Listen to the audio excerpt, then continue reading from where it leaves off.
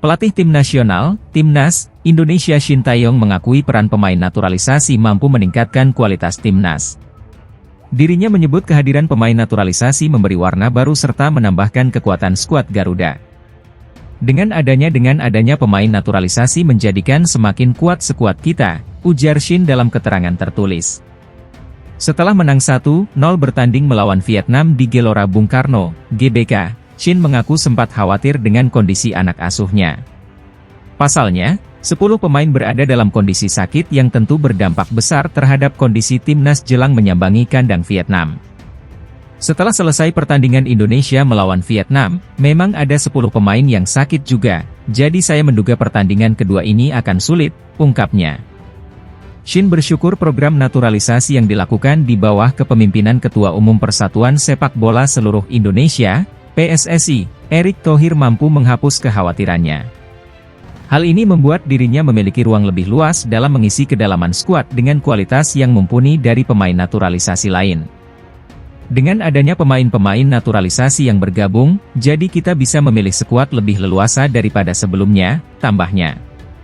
Selain meningkatkan kekuatan Timnas, Shin Tae-yong optimis kehadiran pemain naturalisasi akan memacu pemain lokal untuk tampil lebih baik.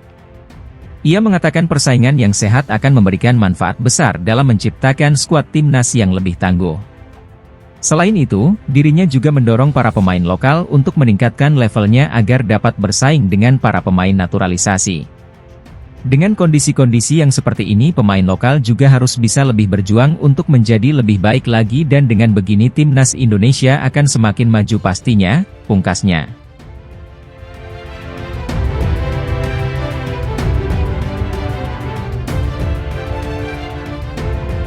Timnas Indonesia sekarang sudah siap-siap untuk cari pemain naturalisasi baru untuk menghadapi putaran ketiga kualifikasi Piala Dunia 2026 zona Asia. Pemain naturalisasi baru sudah masuk radar Timnas Indonesia, 2 nama sudah dikantongi. Dan kedua nama tersebut juga memiliki statistik yang hebat sebagai pemain, dan ternyata salah satunya merupakan mesin pencetak gol. Sudah tentu, jika Timnas Indonesia ingin menambah jumlah amunisi pemain tambahan lagi, karena mengingat putaran ketiga kualifikasi Piala Dunia, Indonesia di bawah asuhan Shin Tae-yong akan menghadapi lawan yang kuat. Maka dari itu, opsi penambahan 2 pemain calon naturalisasi ini, bisa menjadi solusi untuk mempertajam komposisi pemain, serta kedalaman skuad Garuda, untuk bertanding pada putaran ketiga. Untuk yang penasaran, kedua nama calon pemain naturalisasi Timnas Indonesia adalah Kevin Dix dan Ula Romeni. Mereka berdua merupakan 2 pemain yang sudah masuk radar Timnas Indonesia. Kevin Dix dirinya merupakan pemain FC Copenhagen di Liga Denmark. Dia merupakan pemain bek tengah, akan tetapi dia juga bisa merangkap untuk menjadi bagian depan seperti striker. Ula Romeni, dia adalah pemain muda yang punya potensi, dia adalah pemain FC Utrecht. Bahkan Ula bisa dijuluki sebagai calon mesin pencetak gol di lini depan buat Timnas Indonesia, jika dilihat berdasarkan statistiknya yang bagus. Kedua pemain ini memang benar-benar ingin dipercepat proses naturalisasinya. Mengapa? Karena 2 pemain ini bisa untuk memperkuat lini tengah dan lini depan Timnas Indonesia, yang dibutuhkan pada putaran ketiga. Kita bedah dulu, statistik Kevin Dix. Dirinya merupakan pemain berusia 27 tahun, dan memiliki harga pasar yang tinggi sebesar 69,53 miliar rupiah, bahkan lebih tinggi daripada harga Tom Haye. Statistik Kevin Dix berdasarkan klub yang dilansir dari Transfermarkt, sebanyak total 26 gol, dan 28 assist. Ini semua berdasarkan statistik dari dirinya dengan berbagai klub yang pernah dijalani oleh Kevin Dix. Kini giliran Ula Romeni, pemain muda yang bisa dibilang bertalenta, karena dirinya di usia yang masih muda yaitu 20 tahun. Namun sudah bisa bahkan banyak mencetak gol untuk dirinya sendiri di usia seperti itu, dia merupakan pemain depan, alias striker. Berdasarkan statistik Transfermarkt untuk data klub dari Ula Romeni, dirinya bisa dibilang sebagai mesin pencetak gol. Ula mampu mengemas 39 gol dan 15 assist. Data ini diambil dari berbagai klub yang pernah dibela Ula, dan merupakan total keseluruhan. Setelah dilihat-lihat, maka sangat cocok untuk kedua pemain ini dipercepat naturalisasinya, supaya timnas Indonesia punya kekuatan tambahan di putaran ketiga September mendatang. Apalagi mengingat timnas Indonesia akan menghadapi lawan-lawan yang sulit dan memberatkan di grup C, sebut saja seperti Jepang, Australia, Arab Saudi, Bahrain, dan Cina.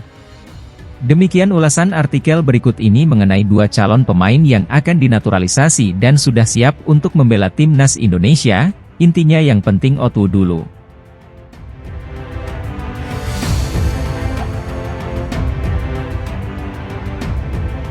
Kiper FC Dallas, Martin Paes diprediksi belum bisa tampil untuk memperkuat timnas Indonesia di putaran ketiga kualifikasi Piala Dunia 2026 zona Asia. Kepastian kabar itu diutarakan oleh pengamat sepak bola tanah air, Ronny Pangemanan alias Bung Ropan. Omongan Bung Ropan itu dikabarkan valid karena mendapatkan informasi A1 dari Ketua Umum PSSI, Erick Thohir. Seperti yang diketahui, penampilan apik Martin Paes di ajang Major League Soccer, MLS, bersama FC Dallas menjadi sorotan pecinta sepak bola Indonesia. Terlebih Martin Paes masuk MLS All-Star 2024. Alhasil, banyak supporter timnas Indonesia yang mengharapkan Paes agar bisa membela skuad Garuda. Apalagi timnas Indonesia sukses menembus putaran ketiga kualifikasi Piala Dunia 2026. Tergabung di grup C, timnas Indonesia berhadapan dengan lawan yang kuat seperti Jepang, Australia, Arab Saudi, Cina, dan Bahrain. Tak ayal, timnas Indonesia membutuhkan jasa Martin Paes sebagai tembok pertahanan yang kokoh. Namun, untuk memperkuat timnas Indonesia, masih ada satu proses yang harus dilewati Paes. Proses yang dimaksud adalah menjalani sidang di Pengadilan Arbitrase Olahraga, CAS. Nahas, hingga bulan Oktober 2024, kasus Martin Paes belum akan disidangkan di CAS. Di sisi lain, Paes sebenarnya sudah mendapatkan paspor, hanya saja masalah CAS yang menjadi penghambatnya. Menanggapi hal itu, Bung Ropan angkat bicara soal kasus Martin Paes. Di persidangan CAS bulan Juli, Agustus, apalagi itu tidak ada, ucap Bung Ropan. Pak Ketua Umum PSSI, Erick Thohir, menjawab dengan tegas bahwa, belum bisa, Martin Paes main di bulan September. Jadi jelas teman-teman, ini informasi langsung dari Pak Ketua PSSI, bukan dibuat-buat. Berarti dia, Paes, belum tersedia untuk bermain melawan Arab Saudi, 5 September, dan Australia, 10 September. Meski begitu, Bung Ropan masih menanti keajaiban. Kecuali pada proses nantinya, semisal nanti ada sesuatu kejutan besar, nama Martin Paes muncul masuk dalam list persidangan. Mungkin saja ketika bulan November, saat menjamu Jepang, Paes sudah bisa membela, tambah Bung Ropan.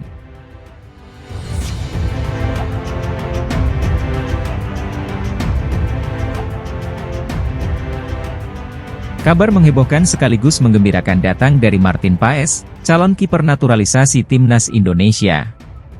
Namun, bukan tentang kepastiannya kapan merumput untuk timnas Indonesia, melainkan terpilihnya Paes ke dalam tim MLS, Major League Soccer, All-Star 2024. Musim ini, Martin Paes tampil tangguh bersama klubnya, FC Dallas, di Liga Amerika Serikat atau MLS, kompetisi yang juga merupakan tempat merumput Lionel Messi.